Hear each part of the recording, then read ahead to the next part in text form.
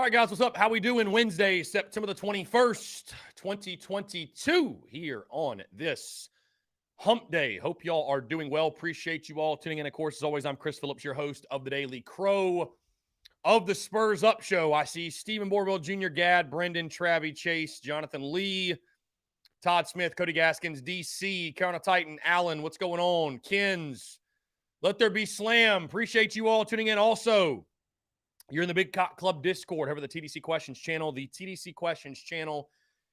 be sure that your questions are answered there. Again, guys, we have got a packed show for you here on this Wednesday. In just about 2 or 3 minutes, we'll have Anthony Treesh of Pro Football Focus join us. And then after that, we'll take your questions. We'll take your calls a lot, by the way, here on this Wednesday to react and get into. Coach Ford, I see you in the chat as well. Shout out to Coach Ford tuning in. But there is a lot to dive into, a lot to dissect. I'm sure a lot of our folks that tune in on a normal basis, they're probably over at the South Carolina Gamecocks YouTube channel listening to what Marcus Satterfield and Clayton White have to say, especially Sat, because I'm sure there's many of you out there that are curious just what in the world. And heck, I'm curious too, in regards to what he has to say. Guys, we got the new cap on as well. We're breaking this bad boy in.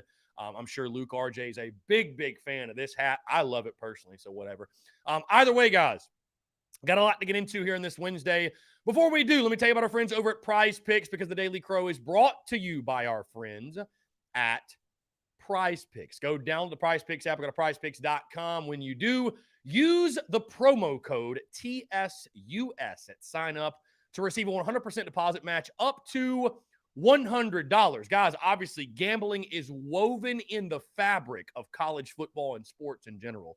I know you bet on spreads, totals, futures, all that good stuff, but make sure you are playing your prop plays and your weekly plays as well, because there's tons of money to be made with our friends at Prize Picks. You can bet on things like passing yards, rushing yards, interceptions, touchdowns, all that good stuff. And not just for college football, NFL, MLB, NHL, NBA, anything and everything you can think of. So again, guys, that's our friends at Prize Picks. Go download the Prize Picks app, go to prizepicks.com.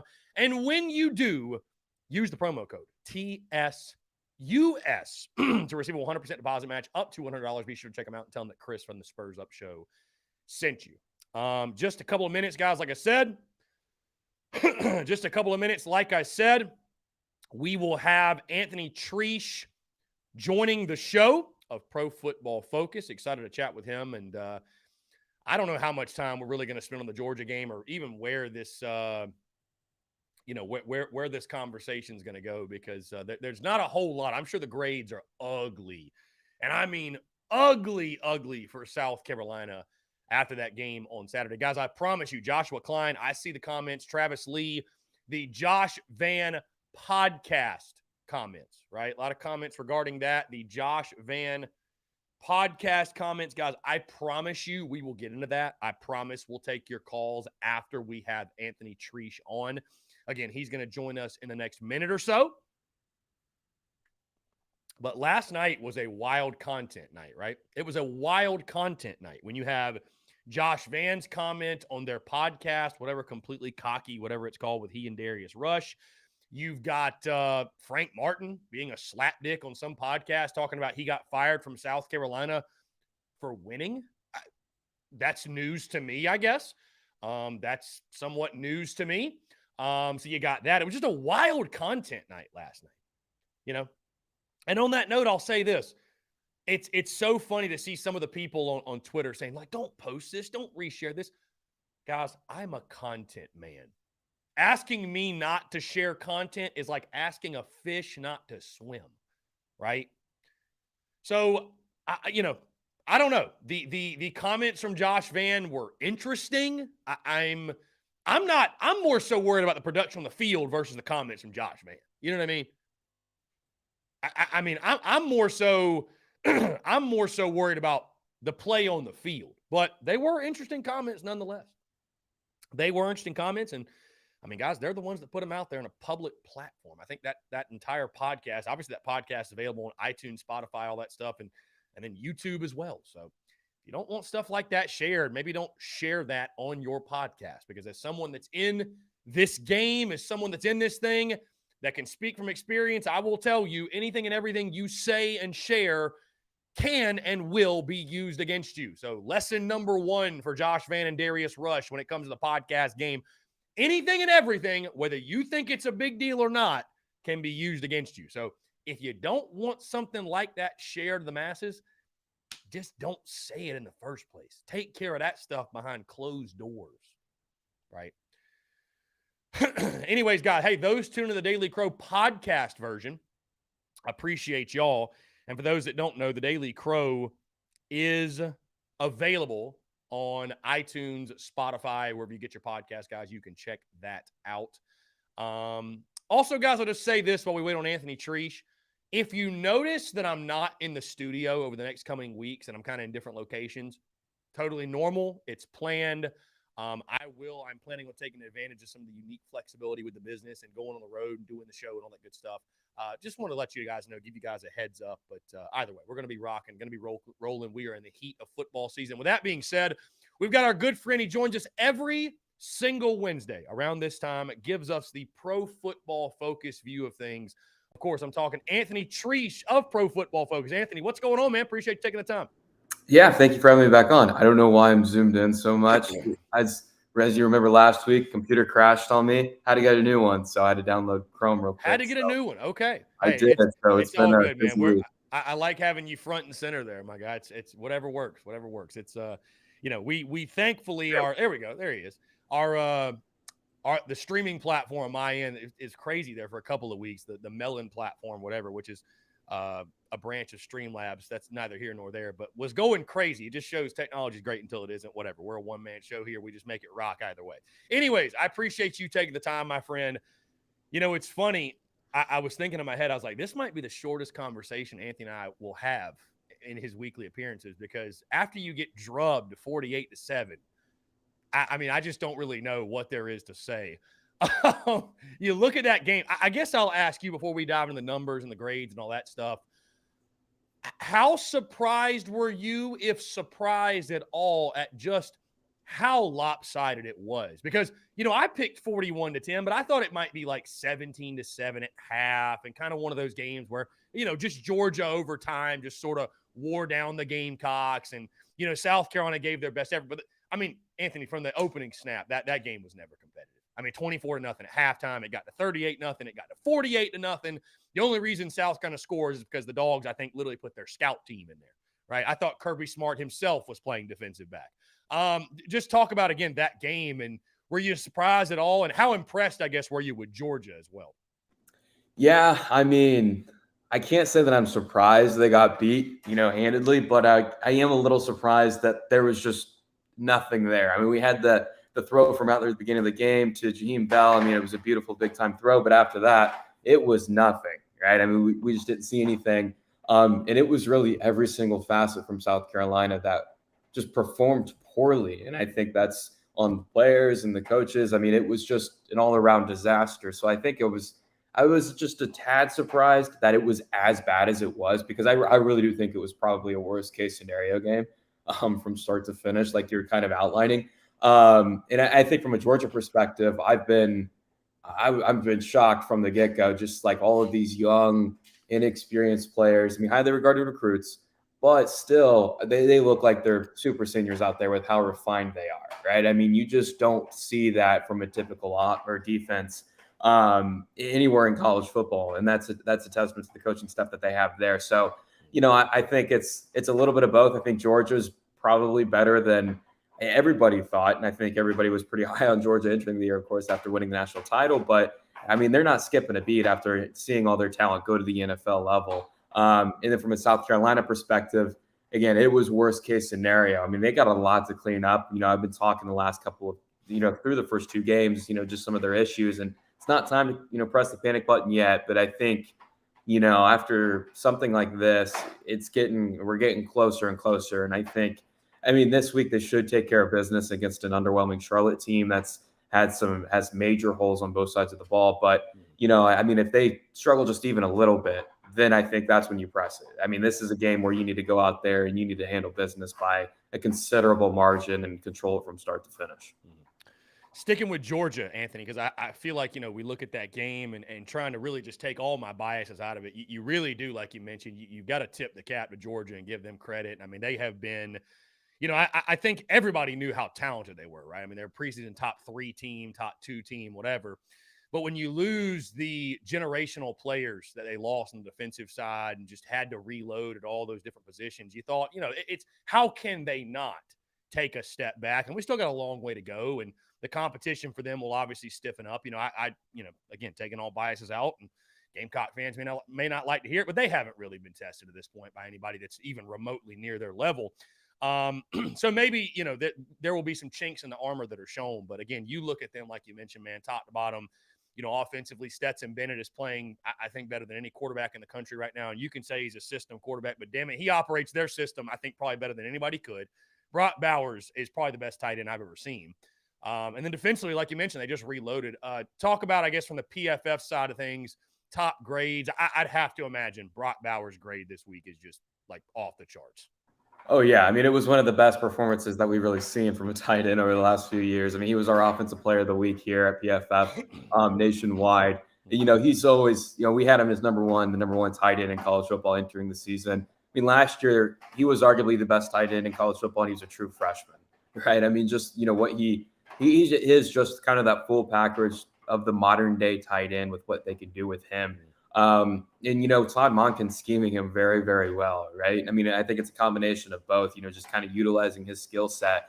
I mean, just the play when he was running down the street, the seam, open field, makes a couple guys miss. It's a 78-yard touchdown. I mean, that very few tight ends, if any, can do that other than Brock Bowers at the collegiate level. I mean, he does have pretty much checks every single box there. He's not very much an inline blocker, but with what he can do from a receiving perspective, he can create some real mismatches there. So, I mean, he genuinely is one of the best players, regardless of position, in college football. I mentioned Todd Monken just a minute ago. I mean, I do think that he's probably one of the more underappreciated play callers in the country, just kind of setting his guys up for success. And Stetson Bennett, like you said, he is a little limited, sure, but he's operating the system the way it was designed. He's not making mistakes. He's not putting the ball in harm's way.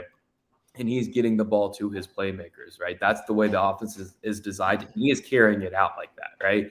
I still think, again, if for some reason like Georgia does face a game where maybe things aren't going their way, Stetson Bennett's going to have to do something, then I think it'll get interesting. It could present some issues, but at this point, it's hard to pick a team that's going to really do that until the SEC championship game for the Dogs there. So, I mean, it's the perfect marriage, perfect blend for everybody offensively, defensively. I mean, like I said, you just have these young players really stepping up. Dumas Johnson, an off-ball linebacker, he was a breakout candidate for us entering the year. I mean, he's been carrying that out, with flying colors, right? I mean, he's really been one of the better off-ball linebackers in the SEC. Malachi Starks, the defensive back, true freshman. I mean, he's not, nobody's perfect, but I mean, he's been pretty dang good, all things considered, considering the experience and age and the position he's playing.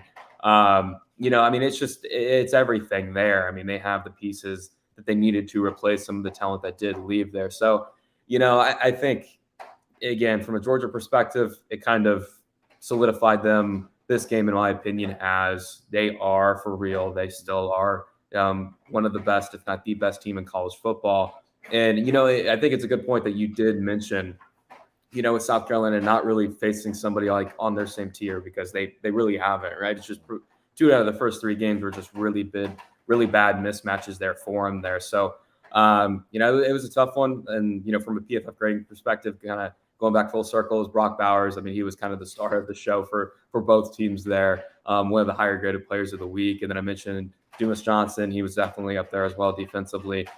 Just an all-around performance, really. There was really nobody, I think, from my perspective on Georgia, where I was like, this is they didn't play, up to snuff, right? They struggled. Yeah. Now, Anthony, everybody wants to talk offense, so let's start on the defensive side for South Carolina. A guy I want to highlight, because we've spent so much of the time, your appearances, and really just with everybody, of course, talking Spencer Rattler, the offensive line, Jaheim Bell, those issues, Marcus Satterfield. I want to highlight Nick Eamon-Worry. I think he's actually leading the country right now in solo tackles, had 14 solo tackles against Georgia, which I thought was crazy. And as a true freshman, I mean, he has stood out on that defense. Just talk about his game, how he grades. Again, it was an abysmal performance for the Gamecocks defense, and Georgia did to South Carolina's defense what they're probably going to do to a lot of people. And like you mentioned, we knew it was a mismatch. But I do want to just take a moment to highlight Nick Imamori and his fantastic play, because he really has been a bright spot on Clayton White's squad at this point. Yeah, I mean, for sure. I mean, he is one of their higher graded players. And, for a team, it's funny because, like, you could point out probably 3 or 4 players where it's like, this guy's the one to look out, that he's going to surprise some people. He could break out. Nick Imamori was not one of them at all whatsoever, right? And here he is. I think he is the highest graded player on their defense, if you kind of take into the snaps there. But just, I never like to look at tackle numbers purely just to, judge performance at the position. Sometimes they can be misleading, but in this case, I mean, it's exactly who he is. I mean, the dude's flying to the ball. He has a nose for the football. And the thing is like most of these guys that, are in his situation, you typically see some pretty ugly misses, some bad angles, right? The form needs some work. They're not polished off, but I mean, it's been borderline perfect with just a handful of misses there so far this season. That's definitely, I would say, one positive to take away from what we've seen so far from South Carolina. Definitely the bright spot if you want to take into the entire team so far this season. For sure. Now, moving to Anthony, of course, the offensive side. I mean, we got to discuss it, man. Again, Spencer Rattler, just yet another underwhelming day for that entire offensive performance. But I want to ask you this, because I just had Michael Bratton of that SEC podcast on, and he points to continuous offensive line issues and pass protection issues, and that being a problem. I talked to Steven Garcia, who played quarterback at South Carolina. He points more toward it's more so on Spencer Rattler, or it more so should be on Spencer Rattler. I tend to think it's a mix of both. When you look at the Gamecocks offense, do you feel like, I mean, Spencer Rattler is obviously not playing his best. Is he getting the most amount of help he could be getting? Is he getting the best possible protection? No, but it's a broken offense right now. Bottom line, there's just no other way to put it. Like, no matter who you want to blame, it's a broken offense. When you look at this Gamecocks offense, what do you see? Exactly that. You took the words out of my mouth. Broken. I mean, I think it's a combination of everything. I really don't think there's one singular aspect where you point to and say, this is the reason why everything's falling apart. I think I think everybody's kind of to shoulder the blame. And I think too, the play calling is part of that. With the offensive line in particular, I mean, it's hard to survive at the SEC level, or really anywhere. It doesn't matter if you're playing in the Conference USA. If you're under pressure over 40% of your dropbacks, like Spencer Rattler is, you're going to have some problems, right? And I think what's been interesting, and I think we hit on this last week, and I've seen it earlier this week too. I think you might have tweeted it out about just kind of the coaching staff trying to get Spencer to focus on staying in the pocket, climbing, keeping his eyes downfield. I think it's kind of presenting some issues for him, because his game before was, all right, first read's not there. I'm going outside the pocket. We're going to play schoolyard football. Or I'm under pressure.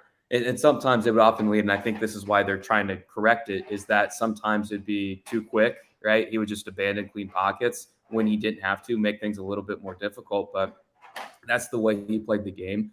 Now you can kind of see him sometimes where he's very hesitant, right? He doesn't want to kind of move around. He wants to stay in the pocket when he's under pressure. And that's when we've seen some of those really, really bad throws from him. So I think it's kind of just a little bit of Spencer Rattler adjusting to a new style and trying to play another game that's not necessarily his. But again, the offensive line overall has been performing poorly, both from a pass protection and run blocking perspective. I mean, again, like I said, over 40% of Rattler's dropbacks under pressure. It's hard to live that way. The run game, I think it's like under a half a yard before contact per attempt. It's lowest in the SEC by almost half a yard. That's on both, I think, the offensive line and the running backs. I mean, you could point to multiple plays early on in that Georgia game where it's just it really at the both collegiate and the NFL levels, it takes one guy in the run game, right? One guy to mess up, the play's dead. And you could see that against Georgia. There were a handful of plays early on where it was one guy and it blew everything up. And if that guy made his block, he did his job. He's shooting the gap, and it's going to be a pretty long run there. So, I mean, I think it's it's a combination of everything and the play calling too. I think, I talked about it last week. I want to see a little bit more creativity because when you have guys with lesser talent, you need to be a little bit more creative, right? Especially against an elite team like Georgia. We saw kind of a little bit of that, but not really, not enough in my opinion. And the stat that really kind of, I think, sums everything up is if you look at their scripted plays. So like those are the first 15 plays generally. Play callers, they know what they're going to go. They know the order. They know that's how they're going to start the game out. South Carolina, it's been really, really bad. I mean, they're the most inefficient offense in the SEC by a country mile on those scripted plays. I mean, their success rate, I think, is around 36%. The next lowest is like 40%. I mean, it's quite bad in that regard. So, I mean, I think and of course, at the receiver room, not 100%, right? That plays into it. So I think it's just a combination of everything. And still, even too, I think Spencer's just kind of, maybe there's just a lack of trust in some guys. Maybe they don't have that established relationship with all of the receivers. So I think it's just everything, right? I don't think there's one piece that's really performing above, saying, well, they're doing their job, everybody else isn't. I think you can kind of shoulder the blame on everybody. But you also have to take into account that I think the first game it was rough. The last two games, they were very difficult tests, right? For a new group, all these new talents. I mean, think about it, right? You have a new quarterback, new receivers, new tight end, new backfield. I mean, you have new pieces everywhere, right? And I think this is what we're seeing in college football in some cases where, it's hard to get all these guys on the same page and the same scheme. It's a new system. We've seen some of the guys actually talk about that. And, when you play a team like Arkansas and Georgia 2 out of the first 3 weeks, it's going to be really tough. Now, if they had a start where it's like Michigan, for example, they had, Hawaii, Colorado State, and UConn. If South Carolina had that start, we'd probably be talking about a completely different South Carolina team where it's like, okay, maybe they get some confidence in them. But I think it was just kind of a bad timing with the schedule with this new group. It's hard to kind of adjust to that and kind of get up to speed there. So that's where I look at this weekend and it's like, okay, I mean, they have an opportunity ahead of them, right? This is your time to kind of piece everything together, get some confidence in the group and show that you have the pieces to be a potent offense that I was expecting and everybody else was expecting there. So I think it's a very interesting time for South Carolina. I think it's a unique one. That's where I'm not, completely pressing the panic button yet. Again, it's still a new system, but I think this is the game that's going to, it's hard saying like, okay, this Charlotte game is going to, make or break the season. But I think to a certain extent, I think it kind of defined a lot of it, right? Just from a on the field and off the field perspective, because let's say it's a little bit closer. Maybe they only win by a couple of touchdowns and some flukiness goes their way. Maybe it's kind of like Georgia State and the offense is a little sluggish sometimes. They're not going to feel too confident, I think, heading into SEC play, right? And they're still going to have everybody down their throats like they are right now. So I think it's, like I said, a very interesting time there. And, kind of going back up to the top, it's not just one person. I think it's kind of a collective group there. But, I mean, again, we've talked ad nauseum about the talent that they have. They have the capability of turning it around. It's just, can they do it? Well, we'll see. Yeah. I mean, I think the thing, Anthony, is South Carolina is where everybody picked them to be at this point, 1 and 2. And you mentioned the competition. I think it's just how it has happened is really what's tough to stomach, and the uncompetitiveness and the offense looking so abysmal.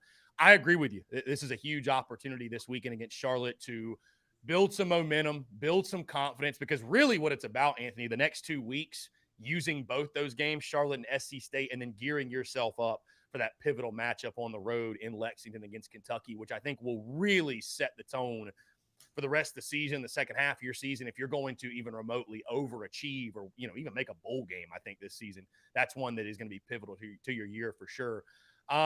Before we get off of Georgia and move into that Charlotte game more so, Anthony, you mentioned the scripted plays, and that takes me to play calling, and that takes me to scheme. And Marcus Satterfield's a guy right now, when your offense isn't working, the OC is going to catch a lot of heat. But especially when last year you finish outside the top 100 in offense, and I think what's tough, Anthony, for fans to comprehend, and I don't blame them, right, is you were what you were in offense last year, but you won 6 games in the regular season, 7 with the bowl win, with 4 different quarterbacks starting a game and all the moving pieces in year 1.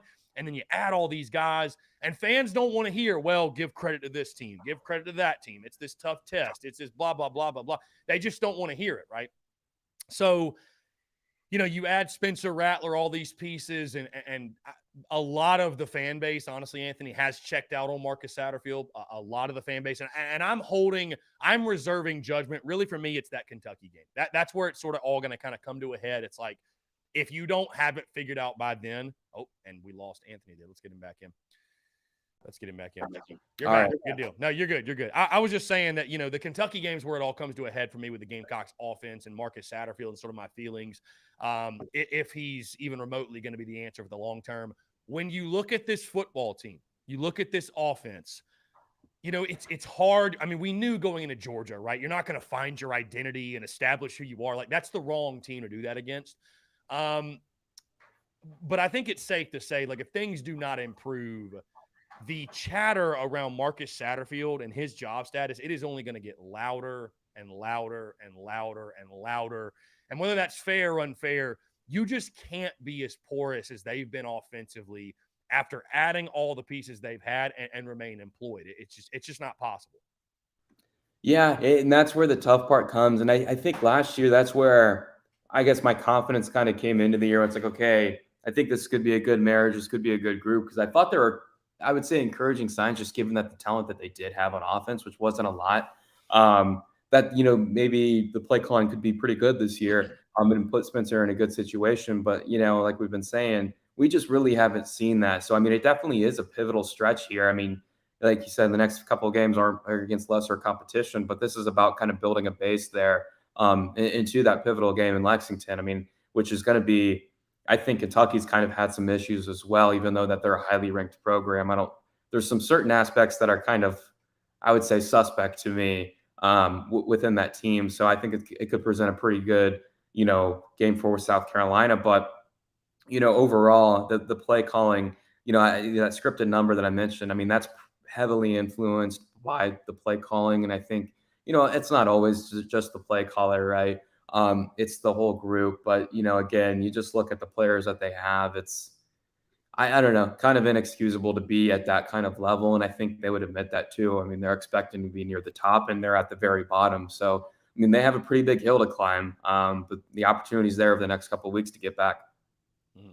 I was just thinking about the third down calls from the game against Georgia Saturday. I mean, it's because it's so tough to look at that and say, well, if you don't score 30 against Georgia, like, you're not making progress. But I think it just more so goes back to, and the announcers pointed this out. And Anthony, I'm sure, you probably went back and watched the game, I'm sure. And I would imagine you were scratching your head as well, where it's like first big pivotal third down of the game. I think the first third down of the game. And you take Spencer Rattler out and you put DeCarrion Joyner in at quarterback, a player who hadn't taken a snap all year.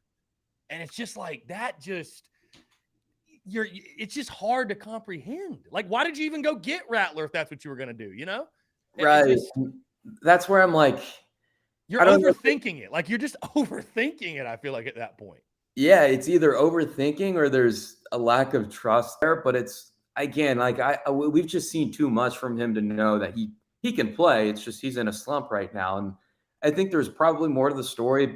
There's a lot that we don't know. We will never know about how this is kind of unfolding and how it's being built. But yeah, that was one where it was like, I understand, when I say be creative, that's not what I'm talking about. Right. You get 7 on the field 24/7, but that's not what I'm talking about. When I'm talking be creative, that's just, it's bold. It's probably something you should do maybe this Saturday. I wouldn't fault him to it, but against, Georgia, the number 1 team in the country, yeah. I mean, it's just kind of something where you scratch your head and just kind of wonder that if are you overthinking it, or is there a lack of trust? I don't know. Anthony, anyways, moving off of that game, because it's funny, we had against Steven Garcia every Monday on the show. He referenced back to 2008 when his Gamecock team got beat 56-6 in the Swamp by Tim Tebow and the Florida Gators. And, he talked about Coach Spurrier telling him, we didn't even watch that film. It just flush it, move on. There's nothing you can really take away. I feel like this Gamecocks football team sort of has to do the same thing. I mean, you got to, as quickly as possible, just forget the Georgia game ever happened, flush it, move on to Charlotte. Because like you mentioned, there's a great opportunity against a Charlotte 49ers team that ranks dead last nationally in defense. Yards per game, points per game, I think they're either last or like 129th, something like that.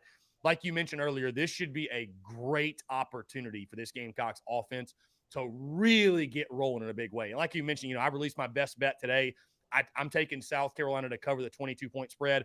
I understand people are down on Carolina, and I'm not saying they're going to, use this game to go win 9 games somehow this year, but the way it was a mismatch between Georgia and South Carolina, it might be even more of a mismatch between the Gamecocks and the 49ers. Just talk about what you've seen from Charlotte, what the numbers say. And again, I think you and I would both agree this is a game that South Carolina should really be able to get some things rolling and flex their muscles early and often. Yeah, and with Charlotte, I mean, they've always been, I would say a sneaky team. And this year, they've had to undergo some quarterback changes with Chris Reynolds being hurt. He's back now. But, I mean, when he was off the field, man, you pair that defense with that offense with no Chris Reynolds. I mean, and they probably are the worst team in college football. But he's back. I mean, he had a great game last week against Georgia State. Clean play all around. I mean, he is one of the most experienced quarterbacks at the group of 5 level. And he's just, I would say, the definition of consistent, right? He's never going to, I would say, flat out lose you the game. But, I don't know if he's ever going to go above and beyond like you did against Georgia State in his return last week. But like you said, those defensive numbers, I mean, I think they're the lowest graded coverage unit by 8 grading points in the country. So I think you look at that as a whole, and then you look at South Carolina and it's like, okay, you need to show something against this poor coverage unit, right? I mean, this is one of the worst in college football. This is your time to kind of take advantage of that. I think Georgia State too. I mean, that was a good coverage unit. We broke down that game. That was their strength along with the run game, but they had some good defensive backs there. And of course, the last 2 weeks, we knew what they were going to throw there with Arkansas and Georgia, very talented teams. But this is completely different. This is the opposite end of the spectrum. This is where the passing offense really does need to kind of take over and shine there. So, again, I don't think this is like the be all end all of the season, right? This is going to decide everything. But I mean, you're going to have to, I think you need to really kind of have yourself a day here offensively, right? I mean, I think you need to do whatever you can. I get the sportsmanship aspect of it, but if it becomes a blowout, you probably just need to keep the guys out there and just keep scoring, right? Just get them the reps, get them together, put some points on the board, and still some confidence in there, right? Because, again, this is a bad coverage team, a really bad defense overall. You have talent there offensively that hasn't been able to gel and kind of come together and mesh. This is your time to kind of get that. And, you look at some of the numbers from Rattler, and he's got more turnover-worthy plays than big-time throws, one of the lower big-time throw rates in college football. You still go back to what he's done in his career. He's got some of the highest big-time throw numbers in the country, one of the lowest negatively graded throw rates.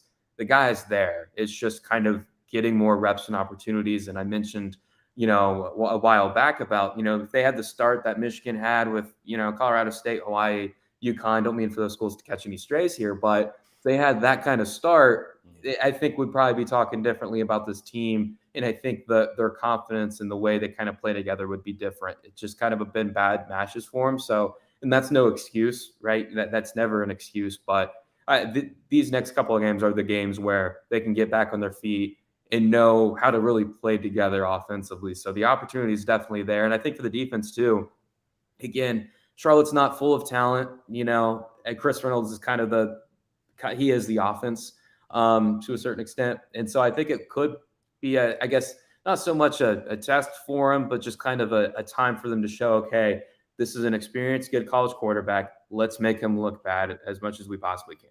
Right. I mean, that's kind of their chance there. So they're not facing a scrub there. So I think it's going to be a good thing for both sides of the ball for a game to kind of rebound and get back on their feet. Yeah, I would agree with you, Anthony. It's crazy. You mentioned the offense, and I looked at these games over the summer and said, these will be great opportunities to the second half, let guys like Luke Doty and Tanner Bailey, Braden Davis, maybe even to Kerryon Joyner get under center and play. But I tend to agree with you. I mean, I think at this point, due to the fact that you've had such limited success offensively the first couple of weeks, I think you need to leave your starters in there a little bit longer than maybe you would have normally planned because, I mean, again, like you mentioned, man, like these are valuable in-game reps.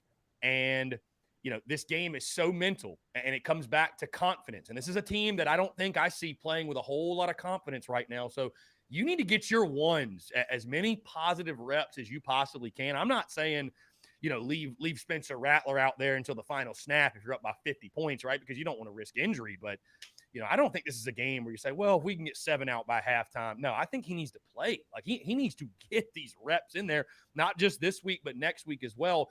And I agree with you too. And I'm glad you brought it up because, I've noticed that we're just talking offense, but this defense, man, you've given up over 200 yards rushing in your first 3 games. It's got to be one of the worst defenses in college football. This is a great opportunity, too, to get yourself off the shine. I mean, this team as a whole has been bad. It hadn't just been offense. It's been bad from all sides.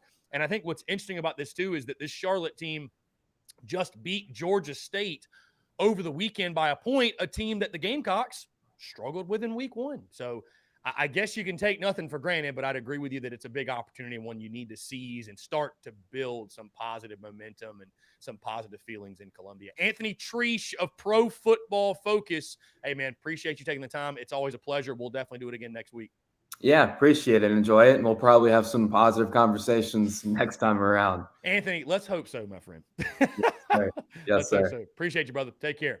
Great stuff from our friend Anthony Treesh over at Pro Football Focus. Really, really good stuff from him.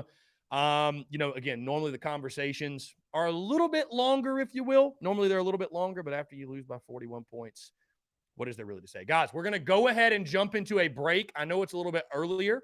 I've actually got to use the restroom if you want to know, but we're going to jump into a break. On the other side, let's get your questions, your comments, and your calls rolling here on this Wednesday. 843-790-3377. More your questions, comments, calls, more on the other side. You're tuned in to the Daily Crow.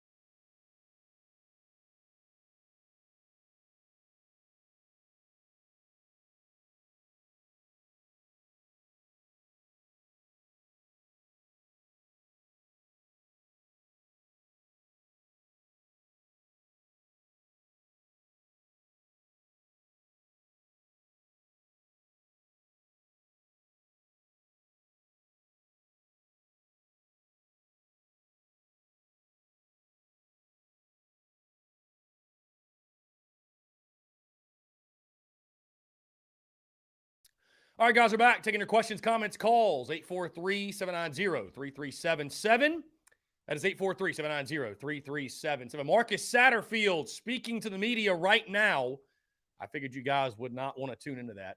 But Marcus Satterfield just said, quote, I honestly, truly believe we're getting really close. Nobody wants to hear it, but it takes time. It takes hard work. That comes directly from Marcus Satterfield in today's press conference. Do with that quote what you will. From Young Savage.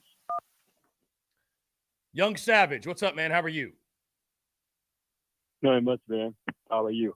I'm doing well. Appreciate you asking. What's going on? Well, this stuff was on my mind that I know the weekend was a complete disaster for us, and I have to maintain to be calm and be positive.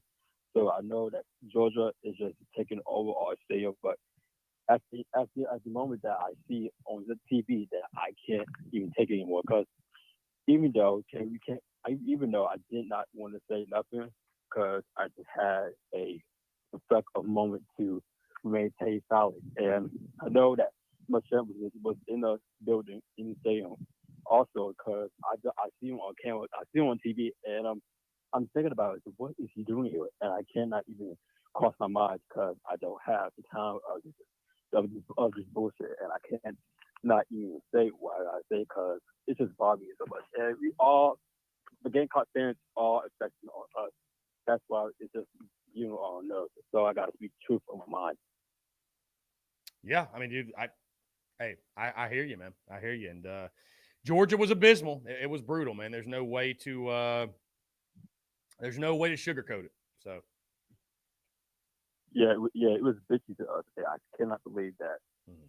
They was going on the blog and talking about he shouldn't do it so much, and I cannot even take it anymore. That the press conference, and I heard that Bean would say hell no, and I think about it. That was a great idea. That was a good move. And constantly I had this moment that I need to clear my head because I think we don't want to beat them to the end of the season. We cannot do it because they too strong for us, and I cannot even take the risk of that moment. Yeah. Yeah, Young Savage, very well said, my friend. Very well said. Yeah. Yeah, and also because we got a Muschamp, man, because he needs to see his old ass down because I cannot even take it anymore because he needs to be living in his mother's basement like ASAP because he needs to sit down and mind your business because you cannot be with us all the time. You cannot be with us anymore on our team, but because this dude is whack, this old man is whack because he just not got no behavior of himself because he cannot even learn to eat. He cannot even learn to eat pussy. If I just maintain calm, and someone has to beat Georgia for real. Someone has to beat them harder and harder. Alabama and Clemson, I don't care. Pick or choose. I don't give a damn. Mm-hmm. Just pick and choose. Just beat them down. Beat Georgia down. Beat those Bulldogs down. I cannot take it anymore. And also, I saw something on Instagram last night, and it reminded me that I had a feeling because I heard that they got a new football season next year. So, because why we being Georgia again? Because it just bothered me so damn much, and I have a feeling because I cannot really take this shit, and but most of the times that I feel like, man, why we gonna beat Georgia again? Because it's getting my damn nerves all wetty.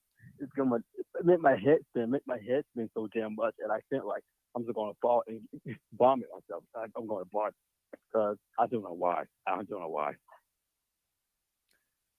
Young Savage, I appreciate the call. Take a breath. Don't throw up. Don't freak out. It's okay. So, anyways, 843-790-3377. That's 843-790-3377. So, when we got some action, the TDC Questions channel, the Big Cock Club Discord, Luke RJ says he approves of today's hat. Luke RJ is throwing shade at my hat last week. I don't know why. The Beamer Ball hat that I wore on Saturday, which I actually think is fire, Luke RJ. So, we can agree to disagree. Either way. Anyways, Lots of questions, lots of comments coming in. Again, I appreciate Young Savage for his call, for his insight. Let's see. Coach Ford obviously giving his insight. Guys, you want to call in? Would love to hear it. Jeff Gullidge, am I wrong for thinking if we don't have 35-plus points by halftime Saturday, we have to part ways with Sat? I mean, we need to score and score a lot, Jeff. I will say this, just because I'm someone that obviously I like to go – you all know at this point, right? I like to go against the grain, right? Not always go with it. I would say this, like, the offense stinks right now. The offense is broken. Why are we not talking more about the defense, though? Because the defense is no better. Over 200 yards rushing allowed the first 3 games. This is a big weekend for the defense, too, man. I mean, the defense has been abysmal. I mean, it has been pathetic. There's no other way to put it. So I know it's a team game, and many folks out there will say, well, it's because the offense hasn't done well. That excuse just gets old to me, man. It does. So I need to see more from the defense, too, man. I need to see more from the defense, too. Let's jump to the phone lines here. Call from Robbie Davis, Zaxby's Hall of Famer. Robbie, what's going on, my friend? How are you? I'm good. I'm doing as good as expected on this hump day. How are you? I'm doing well, man. Appreciate you asking. What's up? As you were saying right before I just called in, right? The defense ain't doing as that well either. Okay.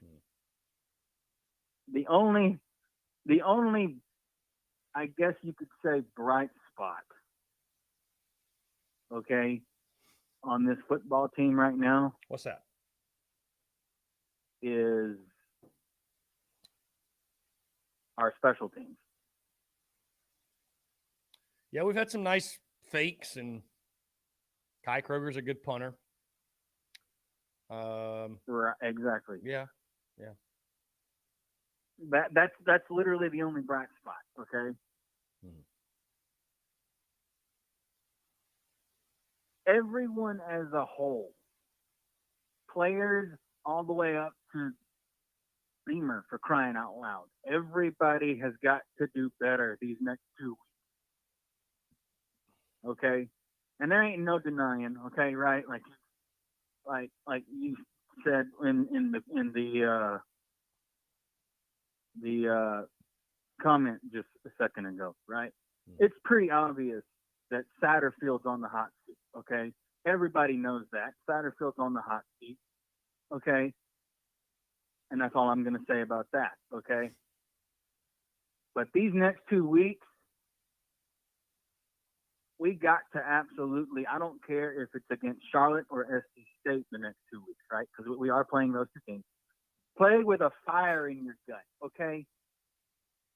Because right now, we haven't really seen it. Yes, we got our brains beat in as expected by Georgia, right? But that's it. Georgia's over with. Focus on Charlotte.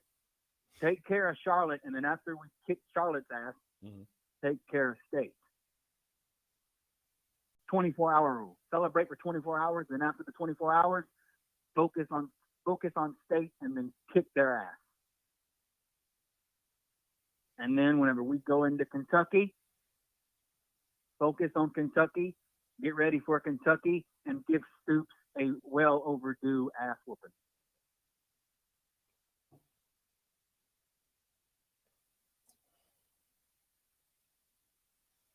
Yeah, that would be ideal.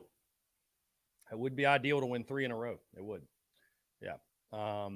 Yeah, you got to use these next 2 to bounce back for sure. It's just crazy. You know, I picked us to be 1-2. I just did not think I'd be feeling this way after 1-2. And I just think, again, it goes back to, I mean, you were down 48-0. I mean, Georgia could have scored 70. That was a – and dude, I literally said it. I got to stop being so kind and sugarcoating things for people. I don't feel like I do that a lot, but I even do it too much, I still feel in my mind. Because after I heard the 5 starters on defense were out, when I was hearing late last week the injuries on defense, I forgot who I told. It might have been John. It might have been somebody else. I really felt like that was a name your score game for Georgia. They could have beaten us by whatever margin. They very easily could have scored 70, maybe even. They could have. I mean, I dropped 41-10, and I see the comments of, "Oh, come on, man, you got to believe, man." I see the people on Facebook, "Oh, come, I'll never pick my Gamecocks to lose." Well, you can be an ignorant son of a bitch then and watch us get our ass beat. I mean, I don't really care, but that's I don't give a damn that that's what you do on a weekly basis. So. It just but it's the way it happened, man. It's so disappointing, and it's just the way it's happened to this point, especially offensively. If we were scoring 40 a game and we were 1-2, it'd be a lot different, right? So, and I think too, I think a lot of what makes where this sourness is coming from is the Georgia State game still, and what I mean by that is this. Had this season, at least to me, had this season gone exactly as it's gone to this point, except in week 1, we played well offensively. We scored 35 offensive points. We didn't have to rely on 2 block punts, right? Then I could say, well, we played 2 top 10 teams and we got beat up and Georgia's just elite. And those things are still true, but it's like we haven't looked good at all. Like, we didn't even look good against Georgia State. Obviously, we all know that. Yeah, so, I noticed that too. I mean, the best we've looked was in Fayetteville against a depleted Arkansas secondary that Missouri State was able to take advantage of. And I mean, that even was a game that we were never realistically in that ball game. We were never realistically threatening to win that ball game. So we just haven't had a whole lot to feel good about to this point.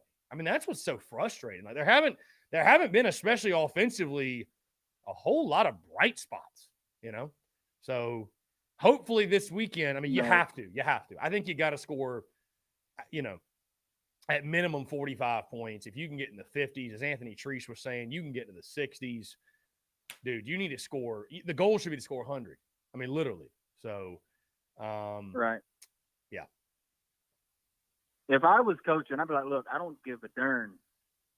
Their whole job is to stop me. We're going to score every time we have the damn ball. I don't care.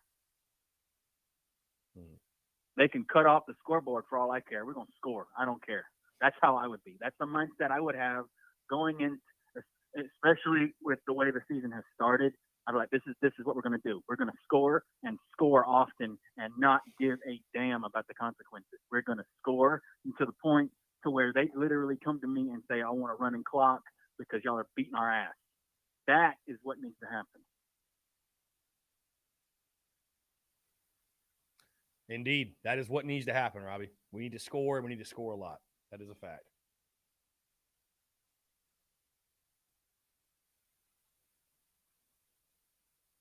Just take care of business, build some confidence, and go into Kentucky and take care of Kentucky and give Stoopsy an ass whooping.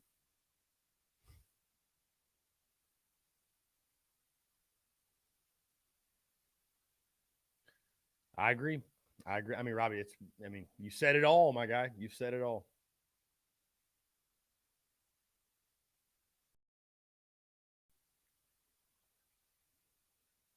And yes, I will definitely be watching the game this weekend. I'm actually shocked that we're playing at 7:30. Yeah, I don't know. That's weird. I don't know. It just feels weird. I mean, I'm happy about it. I'm happy about it. But, yeah. It just feels weird. And I actually called it. I told my aunt that the state game's going to wind up being at noon. And then lo and behold, kickoff is at noon. But, yeah, I will definitely watch the next. I'll be at, of course, the state game. I'll definitely be watching the Charlotte game from till it's over. I don't care if we're up by 50 or 60. I'm watching it till it's over. Or until they decide to switch over to a different game. I don't care. I'm going to watch it. I don't care. Watch that damn thing. You watch it, Robbie. You watch it. But you have a great rest of your day, and I hope everyone else has a fantastic week and a great weekend. To hell with Clemson, and what the hey? To hell with Charlotte and NC State. To hell with them. Only thing ever good come out of Orangeburg was Robbie Davis and Yunka Boudreaux. Well, technically, I'm from Columbia. Oh, well, then to hell with Orangeburg then. Whatever. All right. Sorry, Orangeburg folks. Sorry. But anyway, yeah, y'all, everybody, yeah, y'all have a great rest of y'all's week. And as always, leave the dumb stuff to me, and go Cox. Appreciate you, Robbie. Go Cox indeed, my friend. Well said. That was Robbie Davis. Robbie Davis. Travis Lee says, Chris, over under 55,000 fans in the stands. I'm going a big fat under, my guy. I think the attendance is going to be pretty abysmal. Not going to lie to you. I think lower bowl will be full. I think the upper deck is going to be pretty sparse. I do.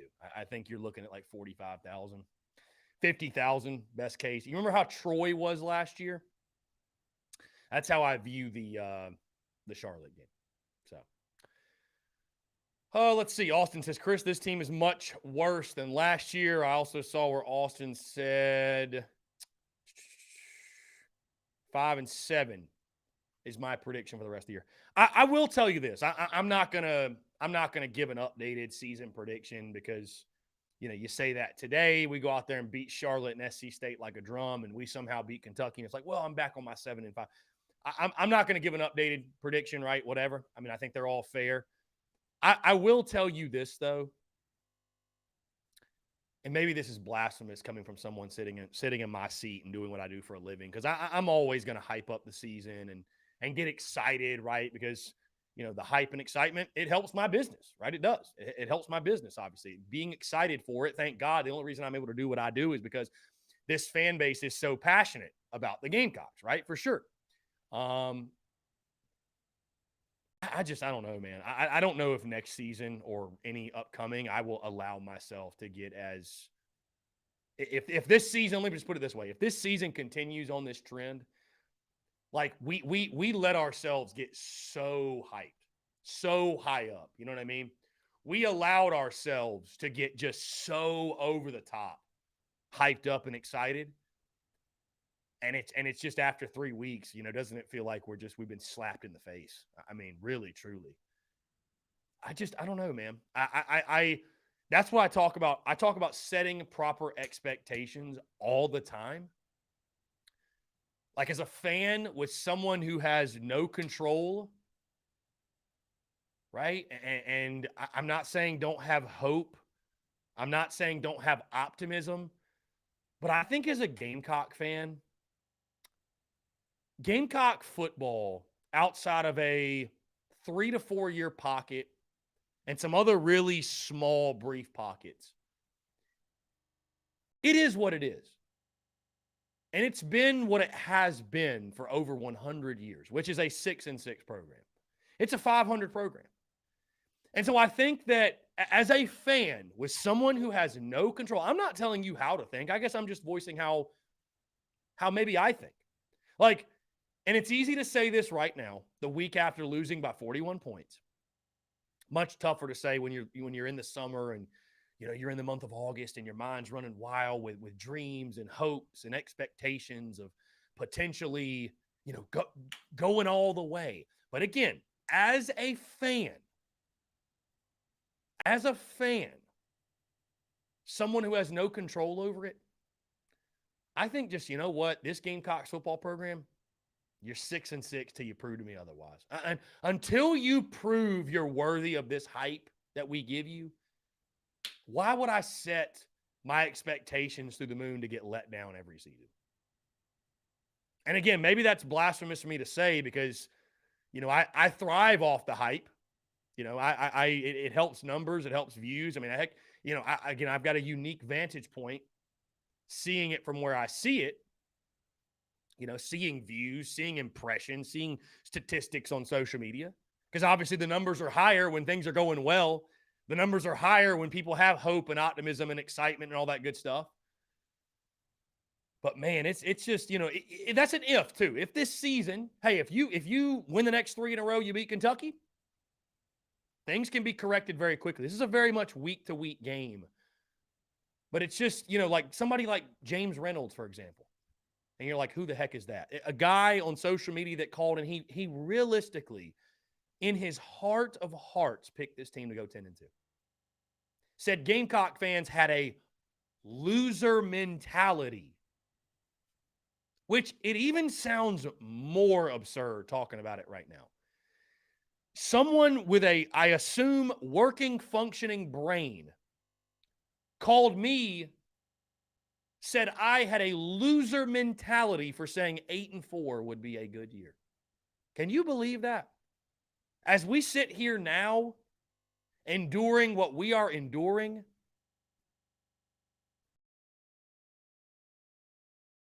I just wonder where he's at now, because James Reynolds called in one time to tell us how silly we were for thinking 8-4 would be a good year and how we should be expecting to win 10 or 11 games. He's quiet now. I ain't heard a peep from him since. So anyways, I just, it's just frustrating, and it's frustrating, the hype and excitement level we got to, and I think for real reason. And golly, man, just it's tough. It's tough. You know what I mean? I think if nothing else, you assured that your fan. I mean, I'd almost rather pick us to go 4-8 and be happily surprised when we go 6-6. I really would. I really would. I'd almost rather operate in that mindset. I don't want to operate that way. I want to be able to pick us to go 10-2. I want to be the team that overachieves.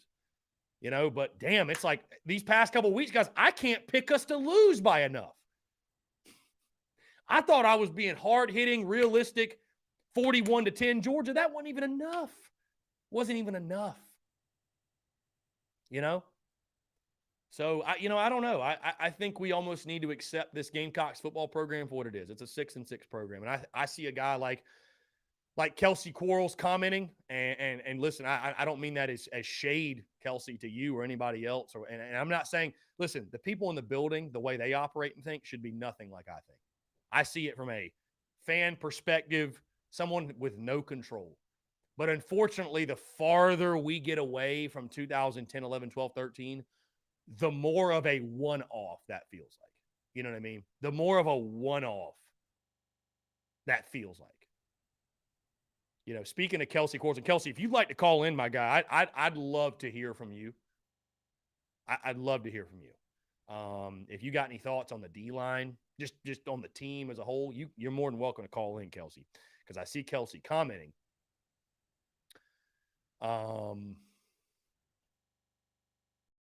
I just, we talk about offense. What about the defense? The defense is soft. See, the defense is trash right now.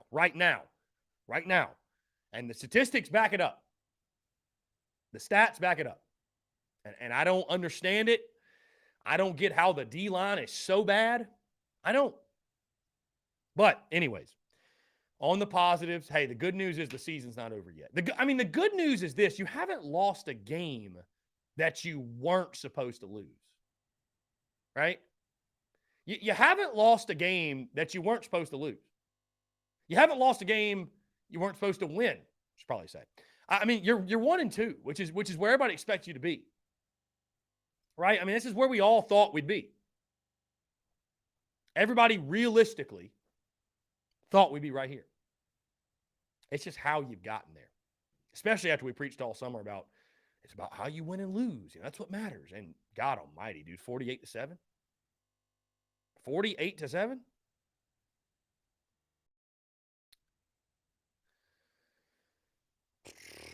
Cody Gaskins in the Big Cock Club Discord. It doesn't matter what we do these next 2 weeks. If we come out against Kentucky, can't do anything, won't matter. Here we go. Kelsey Quarles. Kelsey, what's up, man? I appreciate you calling in. How you doing? What's going on, boss man? Dude, not much, man. Just hanging out, just having ourselves a week.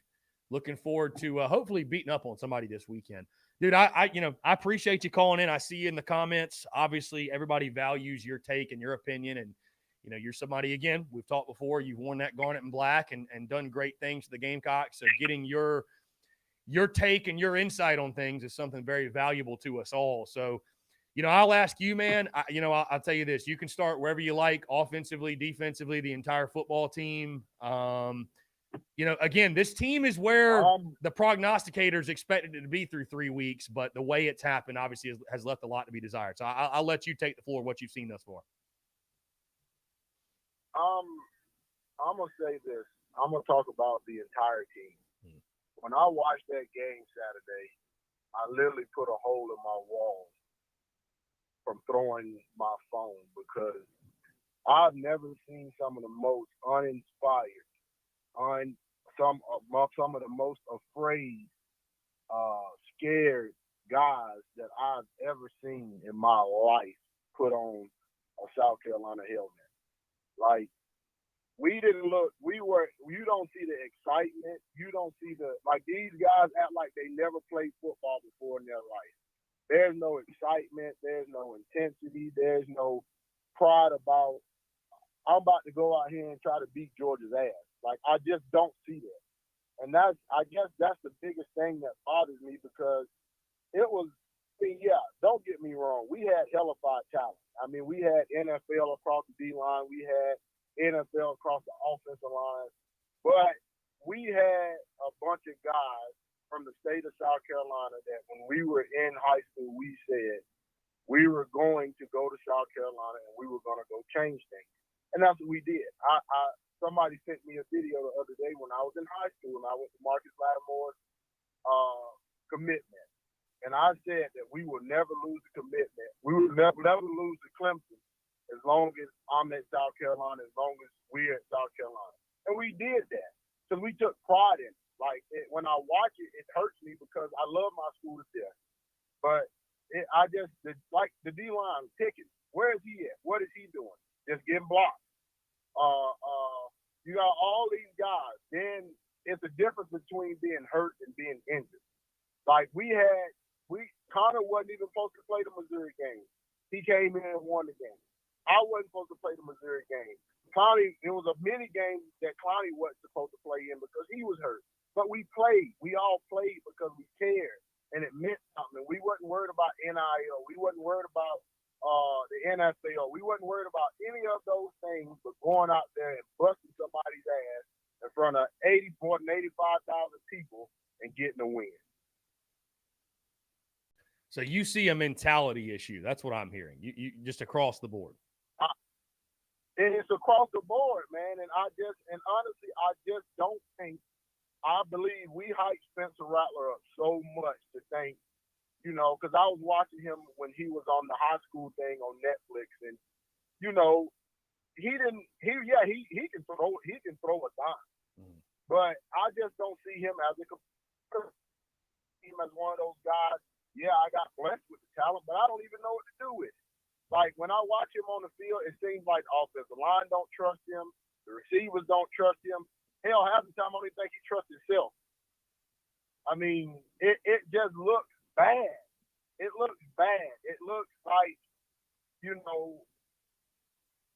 I blame us as fans and as players, we put so much hype on the team, and then we get upset because we can't do it. Like, that's the difference. Like you said, I love saying this, and people say I say it a lot, but I don't give a damn. We won. Like, we lost. I told somebody the other day, I lost 6 games in college, and I won 33 because we had a bunch of fighters on our team. When we played LSU, there was no way we were LSU, but we almost won. A little field goal goes our way, we almost. I don't see that fight. I don't see that guys with the sense of. I'm putting this helmet. Somebody else.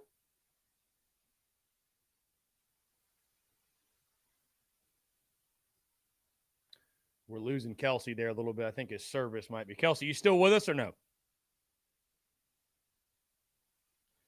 Okay, I'm gonna try to get Kelsey. If you're hearing me, call back in. I don't know if he lost some service there at the end, but yeah, that's why you tune in the Daily Crow. You just never know what's going to happen. Kelsey Coral's calling, and hopefully we can get him back on the line. But Yeah, I mean, really what stands out to me from those comments, man, I mean, you hear it. And again, a guy like Kelsey Quarles speaks, you listen, right? Uninspired, afraid, scared. The guys are intimidated. Those are his words, not mine. But that's a guy that, again, 33-6 over the course of his career at Carolina, a winner. Bottom line, hopefully, again, Kelsey, if you're hearing me and you got service, give us a call back. Would love to hear more from you. I definitely had some more questions I'd love to ask you, and get your perspective and get your take. Talking about the hype too. And I think that's some very real. And I would say this too.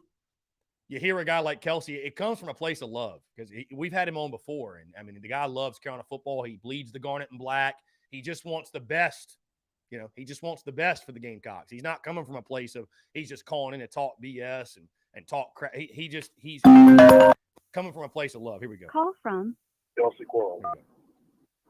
What's up, Kelsey? We got you back on. Sorry about that. I think we lost the service or what have you. But anyways, man, continue. I know you were going on about obviously your career at Carolina. And I was just saying, by the way, that all of your comments, that they come from a place of love. You bleed the garnet and black. It's not you trying to. It's just tough love, and it's tough love that I think is necessary at this point.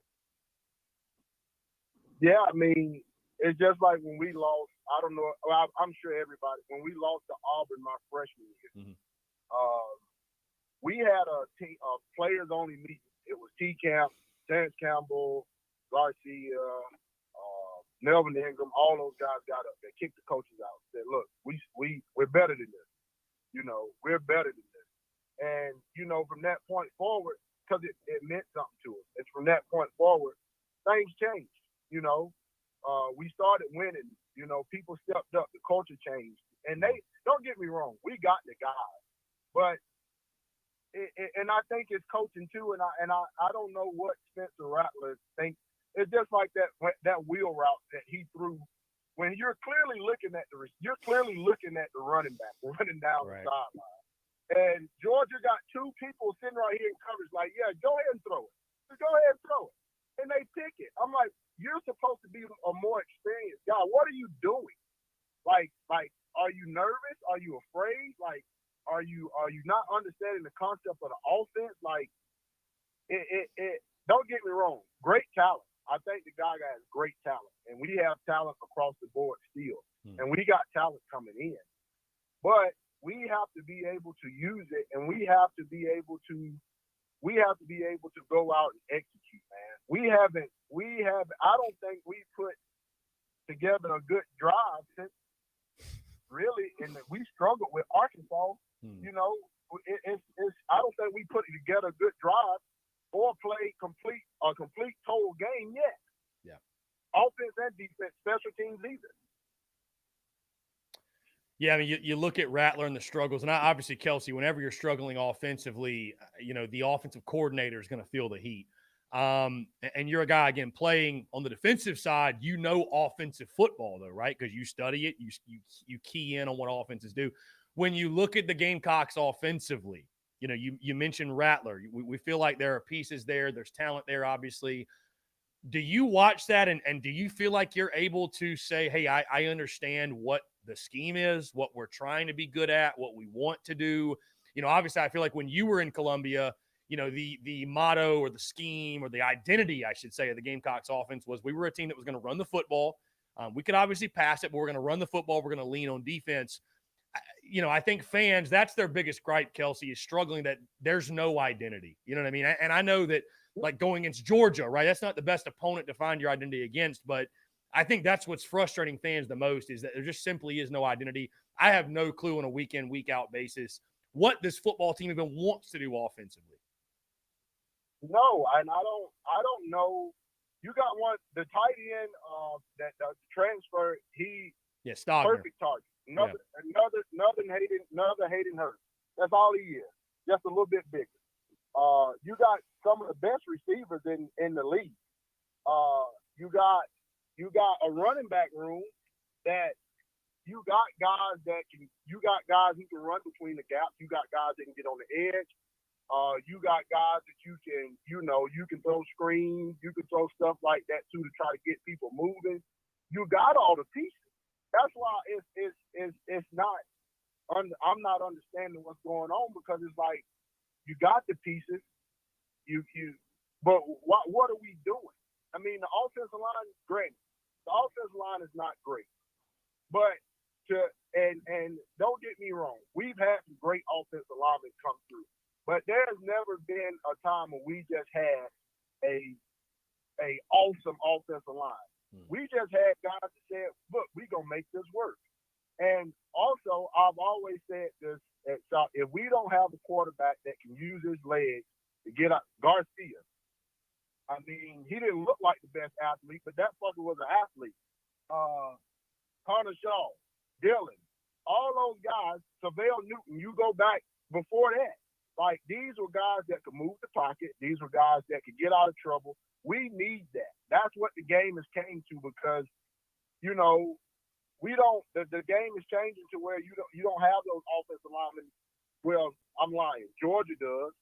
They have those offensive linemen that's going to literally take you and pick you up and move you out that gap. We have to be the best thing. I wish Coach Elliott would have never left. That was the worst mistake we ever made in our life, letting him go.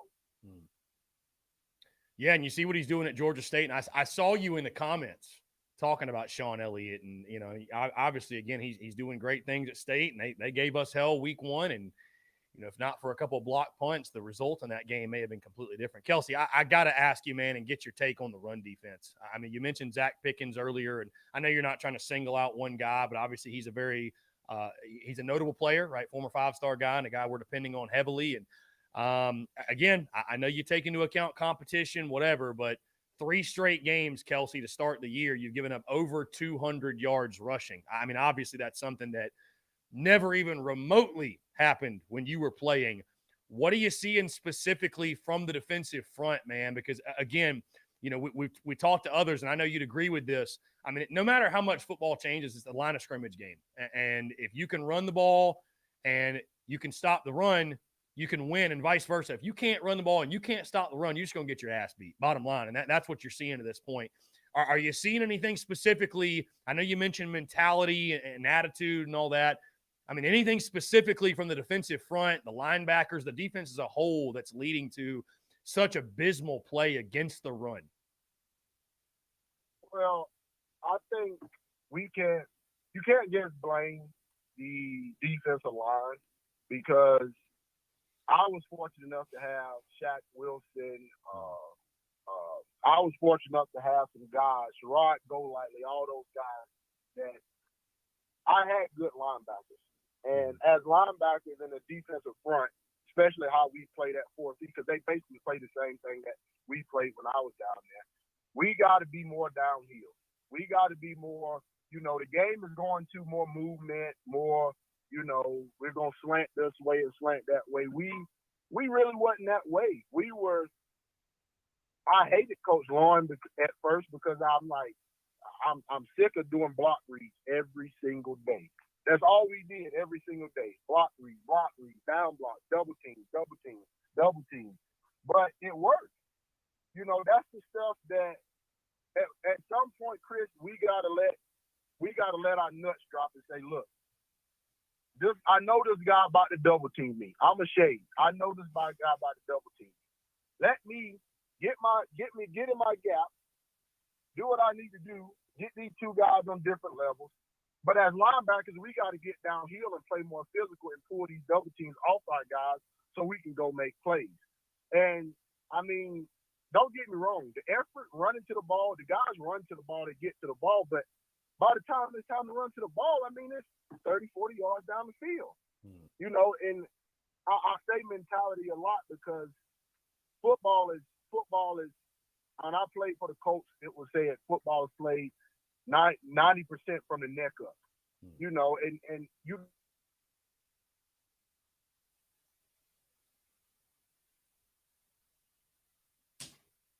Damn it. We lost Kelsey there.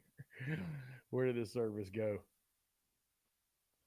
I don't know where Kelsey's at. He's losing service. Kelsey, you there, my man? All right. Kelsey, call back in if you can. I was actually really, really intrigued to hear what he had to say. Football 90% from the neck up, and then it cuts out. So, anyways, I think Kelsey Quarles with some fantastic insight, I think I'm not trying to put words in his mouth, but I think what he's probably going to get to. I mean, defense, it's a lot of a mentality thing. Tackling, it's a lot of mentality thing. It's simply want to. I mean, being a good tackler, I feel like is want to. You know what I mean? If we're recruiting guys and we got guys at this level that, that don't want to tackle or that have bad fundamentals tackling, that is a problem. That's a problem. Kelsey, if you want to call back in, hey, let's jump into a quick 5-minute break. We'll try to get Kelsey Quarles back on the line if he wants to call in on the other side, guys. We'll be back. More of your questions, comments, calls, and more on the other side of the break. You're tuned in to the Daily Crow.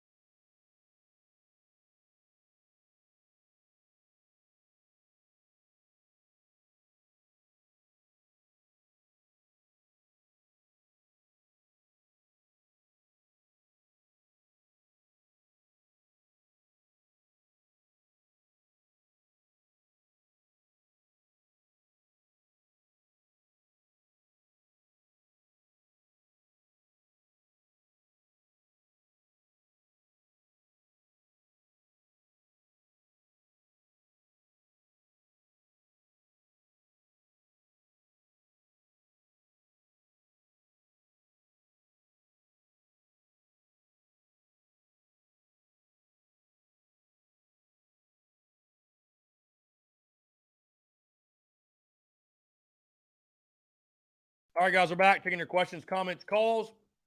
I had a little snack over the break. 843-790-3377. Kelsey Quarles. Kelsey, if you'd like to call back in, my dude, go ahead and do so.